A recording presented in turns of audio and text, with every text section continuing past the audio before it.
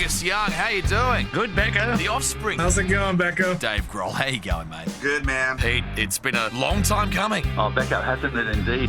We go inside the dressing room, speak to the biggest names in music, Keith Richards of the Rolling Stones. and crack open their esky. This is exactly how I imagine you, by the way, sitting opposite me with a vodka and orange. You're a discerning chap. This is The Rider. Hey, it's Becko. Welcome back to The Rider. And as predicted, it was like the worst kept secret in Australia. Oasis are coming down under. Oasis Live 25. Two massive shows, one in Sydney, one in Melbourne. Well, that was what we thought. Additional shows were added over the weekend. In Melbourne, you've got them October 31 and November 1 next year playing Marvel Stadium. And then Sydney, 7th and 8th of November playing Accor Stadium in Homebush. It's going to be just massive, obviously. Right around the world, we're waiting on more updates on who's going to be supporting in each country. And, of course, we're all hoping that they actually make it to Australia by next November. Fingers crossed. This is The Rider. Well, this week, to bring out The Rider, the end of the series, I think it's great to catch up with Kasey Chambers. Now, Kasey's back with a brand new book, Just Don't Be a Dickhead. And her 13th album is out now, Backbone. I wanna love like spring. It is a fantastic album. This is the current single. I Love Like Springsteen, written with her current partner, but also it is worth checking out the album because there is a track recorded with her ex-husband, Shane, and it is one of the highlights on this album, Backbone, which is out now. I caught up with Kasey during the week, and one of the things we learn in the world of radio is always hit record nice and early. Don't wait until the interview actually begins. The thing is, with me, you don't get much different. Like, No. I just chat all the time, and I usually forget we're doing a recorded interview. That's the way to go. And yeah, and I find it's better anyway, you know, like if we just don't often someone will say, oh, do you want me to send the questions beforehand? And I'm like, well, not really, because then I might think about my answers. And Exactly. it won't be as off the cuff. And I like just chatting with people, so it's good. We've already started, so it's fine. Yeah, we kind of have already, haven't we? Yeah. I'm in my caravan at the moment, so you're getting the backdrop of my caravan, my bed, actually. Oh, you're travelling in because you're in Canberra tonight, right? For your book tour. Yeah, and we so last week I did a promo tour, and I had to do a couple of flights, and I'm not used to doing that anymore. I don't. We travel everywhere in a caravan now, so which I love. I just love having my van with me, and I've got all my stuff packed, and we just rock up at bush camps or caravan parks, or just stay on the side of the road or whatever. But it suits me much better, so I'm really happy to be living my lifestyle again. and you're in my hometown. Like, I got a million recommendations. I'll have to text you later on. Oh, in Canberra? But I'm not there now. I'm on holidays, up in Byron. Oh, are you? I'm in Byron next week. We just went last night. So we actually leave tonight after the gig because we've got a bit of a drive. And I have commitments tomorrow. When I say commitments, my daughter's birthday party is tomorrow. Oh. So that's my commitment, and I have 7 teenage girls over for a sleepover tomorrow night at our house. So I need to mentally prepare for this way more than I need to mentally prepare for any promo tour, book tour, TV appearance, anything. This is going to be the hardest part of my week. Oh, my God. I don't know how you do it, by the way. I don't know how you It's juggle a family and touring, and also, you've got a book tour as well, and it's something you're probably used to now, but at first, trying to get it all to line up right must have been a tough one. Yeah, and look, I think my kids are a lot older now, so it is a lot easier, as in my eldest is 22. He lives in Perth, so he doesn't need me quite as much anymore. He still calls when he needs money. And he's still and now when I go over and visit him, because we'll drive the caravan over and go over in the caravan, he'll still come over to the caravan and get me to cook him dinner. So he still needs me a little bit, but my next child, he's 17, and he's just gotten his piece. So he doesn't even need me to drive him places anymore. So then my youngest is a poet. She's just turned 13. And even, she's the most independent person I know. So she even doesn't need me much anymore. So it is a lot easier to juggle all of that now. I still have days, trust me, where at the end of the day I am just rocking back and forth in the corner in the fetal position going, what is my life? So I still definitely have those moments. But for the most part, it works really well. I have a lot of help with my family and stuff, so that helps, yeah.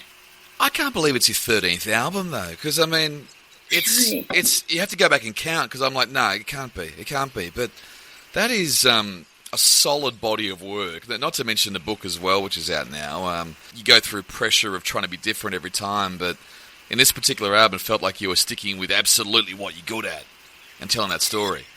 Yeah, I think, like, with that pressure of being different every time, I think that pressure's more on myself. Sometimes I actually think your audience want the same thing every time. Yeah, it's true. Sometimes it's true. Sometimes I feel like when you do step outside and you do something different, sometimes your audience don't like that. But I try, I don't know how this will sound, but I actually try to not really think about my audience when I'm making records.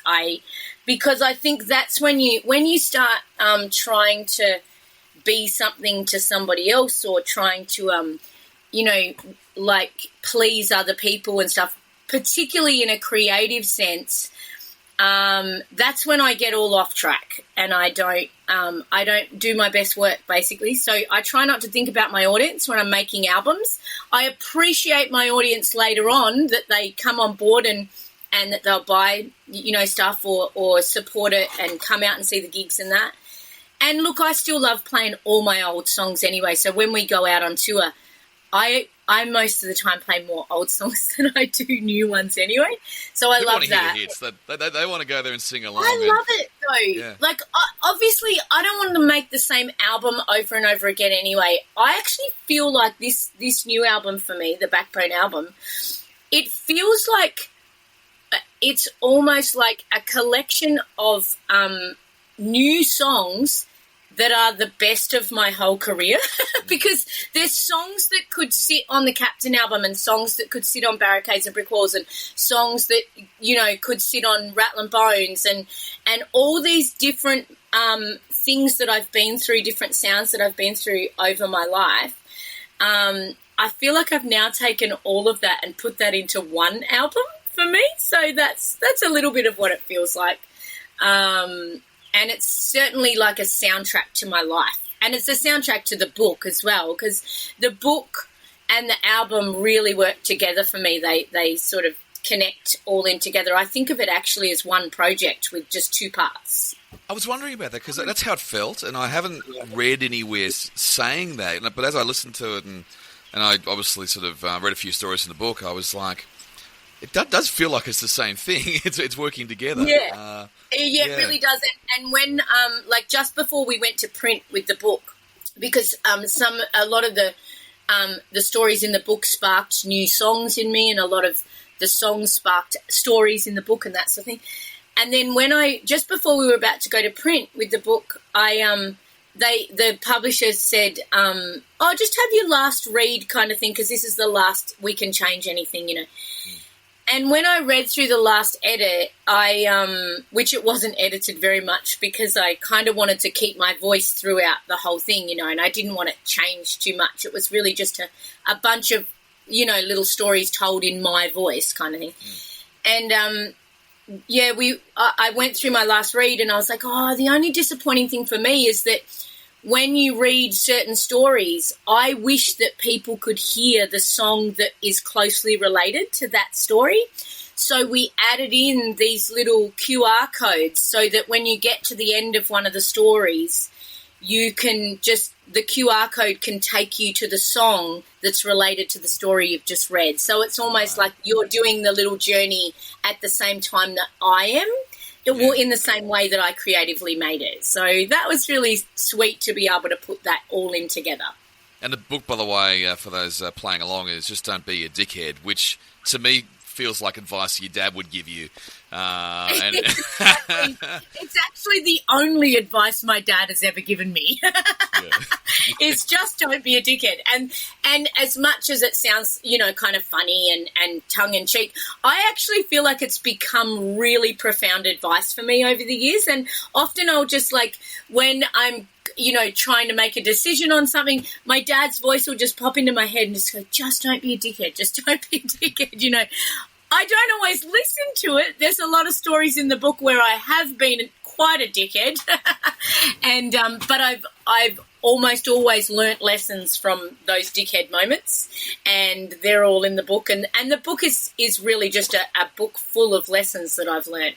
Some of them the hard way, some funny, some some struggles in my life, some embarrassing stories, and a bit of everything, yeah. Tell me about growing up. You didn't grow up just on the Nullarbor. You're also in one of those small little coastal towns as well. Yeah, little fishing village, yep. But I've driven through the Nullarbor a couple of times, and I can imagine if you're off the beaten track even more, off the highway, and your dad was a hunter. He was also quite a musician as well. I mean, he passed on a lot of that knowledge, I guess, around the campfire. Is that where it all began for you? Was just sitting around a campfire playing guitar? Yeah, absolutely. That's where it all started. And I still have those moments now where I remind myself that that's where it all started, because I lived this really sort of isolated, remote kind of lifestyle as a child growing up, which was really beautiful. Sounds like, you've been deprived of a lot of things, but I actually think my life was very much the opposite of being deprived. I think I was given a lot of things that, because I didn't have much touch with civilization and I wasn't kind of affected so much by society when I was growing up, I feel like I had a very free-spirited lifestyle where I didn't feel judged, and I didn't feel like I had to be something. I didn't feel like I had to compete with anybody. I felt this, just like this little free spirit in me just was able to just be whoever she was, and now I'm trying to go back to that more, because I think I got off track with that in my life as an adult, because we get told so much, particularly nowadays, how we're supposed to be and how we're supposed to think and what we're supposed to say and what we're supposed to believe, and particularly how we're supposed to look, and that's just sort of drummed into us so much at the moment. And I'm trying to kind of go back to that free-spirited lifestyle where I just this is who I am, warts and all, good and bad. It's just, we just are what we are, and sometimes we get shit wrong, and we hopefully learn from it and try to be better the next time, and that sort of thing. But I thank my early childhood for that, living that lifestyle. And that is where my connection with music came from, was sitting around a campfire when there was no audience and no judgment and no chart topping and no awards to be won, and there wasn't this end game, and there wasn't this expectation about why you're playing music, and it really just started out being a part of our family life and our only form of entertainment. So it was just this really beautiful, wholesome kind of thing,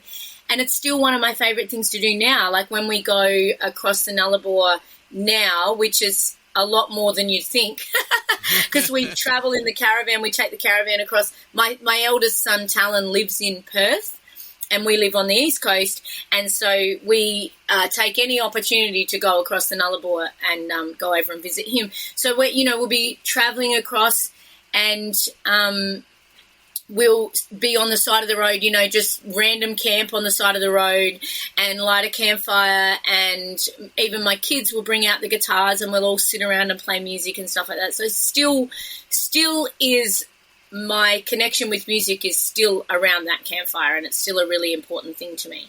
Yeah, and I can imagine it was so scary, though. You're growing up just with your family, you're not even around other kids, that isolation. But then it's almost like music brings you out of your shell later on, being up front of a band, and this is the Dead Ringer band, which would go on to be famous. I think starting with music being from such an authentic and really wholesome kind of place gave us that grounding core in music, so that then when later on when the success comes and it becomes about a lot of other things, I've always got that core place to go back to. Now, I didn't always go back there when I should have, because I've certainly gotten caught up in all the bullshit at times and gotten carried away with myself and got my head up in the clouds a bit. I couldn't imagine that, though, because you seem incredibly grounded. No. I've had my moments, trust me. You ask my family. And they'll go, my roadie, whenever I've had the same roadie since 1989, and I talk a lot about him in the book, Worm. He's just one of the best people in the world, and he's the most authentic human that you will ever meet in your life. And he often, whenever I start getting carried away with whatever, and I start, getting my head up in the clouds, he will call me Little Miss Prissy Pants. He does it all the time. He's like, all right, Little Miss Prissy Pants. Yeah, okay, that's fine then. And straight away I'm like, oh, shit, I'm getting carried away, aren't I? And he's like, yep, you are, Little Miss Prissy Pants. So he brings me back down to earth all the time. We all need those people around us, though. 100%. But it was an incredible, such a quick rise to fame. I mean, the Captain was a brilliant album, but then as someone from a radio background, We're Not Pretty Enough came out. The most unlikely song in a way to get all this radio airplay when you think about it. Yeah. That was the one that burst you on and it put you up on on stage at the Arias and all those things that you would not be prepared for. It was a really beautiful irony, particularly looking back now. I don't think I quite felt the irony in it at the time because I was pretty caught up in it and I was like, whoa, what is my life? It was pretty weird. I wrote the song from such a vulnerable place and the song is really about how I felt completely out of place in the music industry, and I felt like I would never be noticed, in amongst all of these, beautiful, sexy women in the music industry, on the charts at the time was like Britney Spears and Christina Aguilera and the Spice Girls and all of this music and these women that were just so different than what I was. So like musically and even just in the way that I looked and the way that I spoke, and I felt really out of place. And that's what I wrote the song Not Pretty Enough about, was feeling so lonely and just completely different. I felt so different, but not even in a good way, I just felt like I could never kind of compete with that. And then next thing, radio takes that song to number one on the pop charts, takes my album to number one. The album ended up 7 times platinum. I was just like, all of a sudden, all these people knew who I was on the street, and it was just strange. And you get to play with your idols too. I mean, who would have thought? People like Paul Kelly. I know. It's nuts. It was nuts. It was like, it didn't stay up there in that crazy place for my whole life. It's not, I live a very normal life now.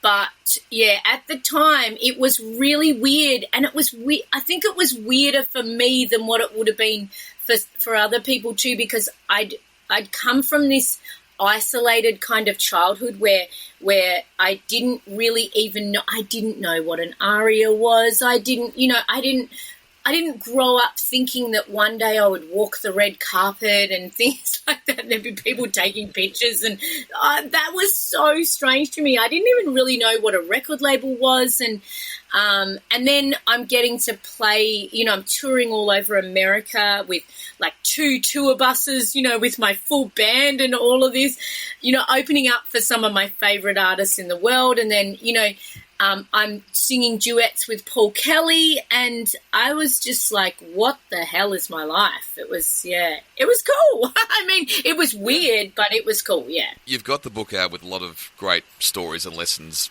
along the way. What is the bit of advice you would give yourself from that time now, after all the life you've had? What would you tell yourself? Would it be don't be a dickhead? Yeah, I mean, I think for a start, when I first started in the music industry, I think I just didn't get really caught up in too much. I just went, oh, this is kind of cool. I'd just come off the Nullarbor. I was like, yeah, this is sort of fun. Let's just enjoy the ride.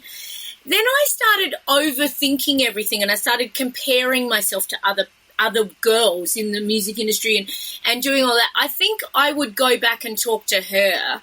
Maybe I wouldn't go back and talk to the girl that started in the music industry, because she was just a free spirit. And that's who I want to be now more than ever, because I think I lost that free spirit a little bit when I started getting success, and I started getting off track a little bit, and I started disconnecting from myself, and I started thinking of myself through the eyes of other people.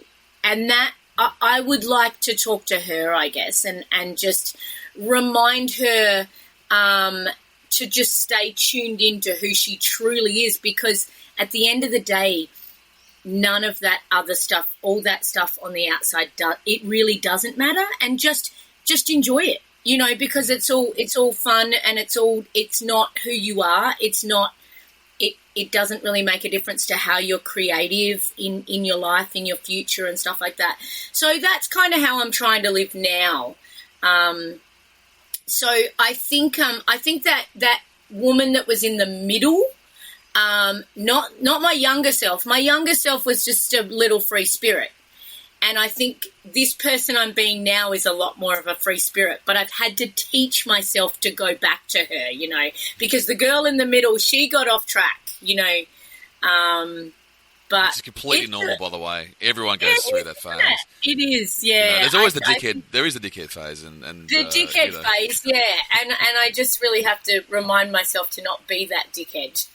I'm amazed, by the way. I love this, in fact, that you have done your first song with Shane, your ex-husband, on this album. And look, this is the thing. It's when you still have children together, so you're going to be picking up the kids and doing swaps and meeting down the road and whatever. And I think that's just, you can do that in such a tongue-in-cheek, happy, laughy kind of way. I think that's great. Yeah, look, Shane and I made some beautiful music together when we were married. And I must admit, I thought those days of being creative together were probably over. We've sung together since then, like every now and then we'll show up at each other's gigs and sing Rattlin' Bones or something like that, which I love doing. But I just thought, oh, well, maybe we'll never write songs together again. Maybe those days are over. And then we wrote this song together, the divorce song, which is obviously about our divorce and about how we actually do divorce way better than we did marriage.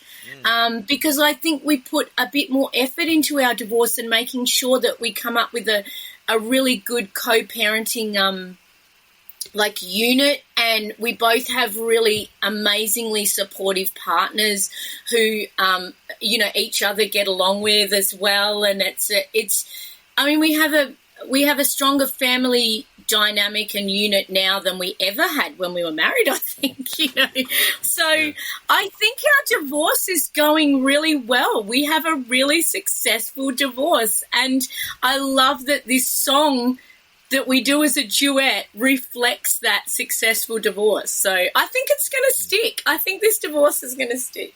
And you'll love this. I was talking to him, I think, a bit over a year ago, and he was telling me how he's done lots of venues being on the road. He turned up to a pub, and it had, tonight, Shane Nicholson, in brackets, Kasey Chambers' ex-husband. Oh, my God, that's so funny. I love it. Early on, you got signed to the record label. They were very supportive, and they got you out there and doing little gigs and whatever. And you had a B-side on one of your early, maybe an EP for Better Be Home Soon. Yeah. And there was someone in the audience who may have had something to do with the original song. Is that right? Well, I'd gone to play. I actually don't think the Captain album was even out yet, and we went to an EMI conference, which was the label I was with at the time, and this is my first record label conference too. I hadn't really been in the industry much at this point, and I didn't really know what these things were all about. I had recorded a bunch of songs for B-sides to go on the, cassette tapes at the time on your B-side, as you do. And one of them was Better Be Home Soon, which someone had suggested. I didn't really know heaps about Crowded House. I hadn't grown up in the industry, so I didn't really know that this was world-famous music royalty. I just knew that this song was really beautiful, and I was happy to do a version of it. So I did this version, and then I rock up to this EMI conference, and I was just on my own, so I didn't have a band. I was just going to play a couple of songs off the Captain album to showcase it to the, from the EMI people all around Australia. And it was pretty nerve-wracking. I was like, I'd never done anything like that before. And Neil Finn was on the same conference because he was on the same label. And I knew he'd written the song, but I didn't really know that it was Neil Finn. I didn't know it was Crowded House. I didn't know it was like this massive big thing. And someone had said, to me, am I going to do my version of Better Be Home Soon? And I was like, I don't really know how to play it because there's too many chords in that song and, I can't play them all.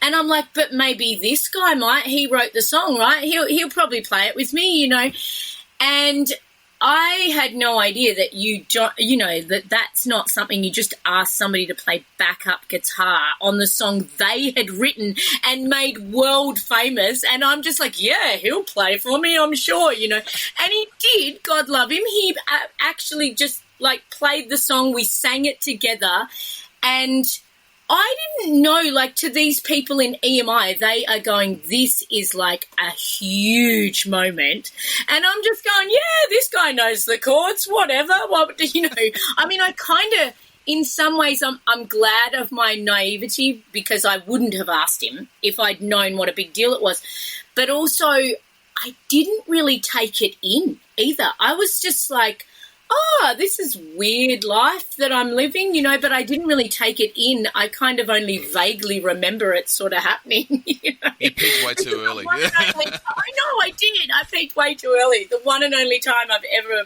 performed with Neil Finn ever, and I'm just like, I kind of remember it. It's like, it's a bit hazy. Now you can aim for Bruce Springsteen next time he's on tour. There's your benchmark. Yeah, if he just wants to come along and play a bit of harmonica in my tribute song to him, for sure.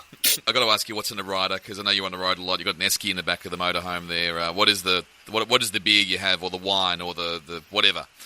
I don't drink alcohol, so there's never any alcohol. I've never been a big drinker in my life. I mean, yeah. I've had a few drinks in my life, but alcohol's just never been a big deal for me. So on my rider in my, oh my God, this is so boring, I'm sorry. But on my rider at gigs, I have like a soda water. It's all I drink. It's just a soda water every now and then. But one of the reasons that I love touring now in my caravan is because I love eating all fresh, organic, local food. So because we have the fridge in the caravan, I love cooking. It's my favourite thing. So I don't really we don't eat out heaps on the road, except, let me tell you this, because I know you're from Canberra, and I'm in Canberra at the moment. We went to the most incredible restaurant last night, and I almost always cook all my own food on the road because we have, the fridge stocked and everything, and I just love cooking. And we had a night off, and so Brando and I went, let's go out, let's just find a random restaurant.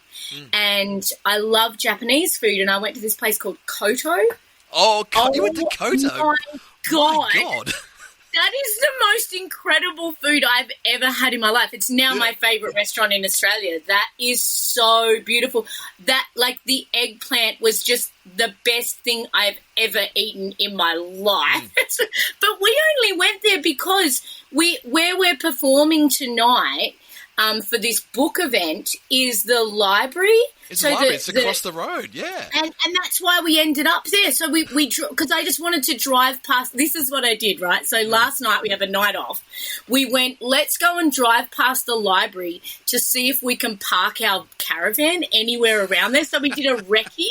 We did this parking recce, and we're driving around. And then we see that there's this Japanese restaurant, and I love, love, love Japanese food. And we're like, hey, why don't we just go in there and have, you know, a night out, because we don't usually eat out on the road, not knowing that we are walking into one of the most incredible restaurants in Australia. It was insane. Like, I can't even get in there. Absolutely. Oh, my God. It was insane. So that was absolutely beautiful. And now when I come back and have my leftover curry tonight from the night before when I made it, I'm going to be bitterly disappointed after that. Well, if you like all that fresh stuff too, Koto is definitely the best. But there's another place in Kingston called On ZM. It's a daily rotating menu, and it's all fresh stuff. And oh, beautiful! I will recommend that if you do happen to go out. But look, well, I know you know what? We come back on tour, so we've got the Backbone tour is starting in January, and we come to Canberra. Obviously, we love playing here, and it's always just such a great gig. So we're really keen for that. I'll put that on the list for next time. Hey, look, it's such a great chat. Thanks so much for your time. So Backbone is out. The book is out too. Just don't be a dickhead, and we'll see you on the road with the tour. Have a great summer, and congratulations again on your 13th album. Cheers, mate. It's been so good to talk to you. I've really enjoyed it. Thanks for the recommendation too. I'm super keen. There she is, a wonderful chat with Kasey Chambers. The book is out now. Just don't be a dickhead. And the album, her 13th album, Backbone, is also streaming now as well. You can catch her on her book tour over the next few weeks as well, hitting up Byron Bay, as she said this week, heading on to Adelaide, Newcastle, and then Perth. Make sure you give us a follow. Go on Instagram, search for The Rider Pod. This is The Rider with Becko. We'll catch you soon.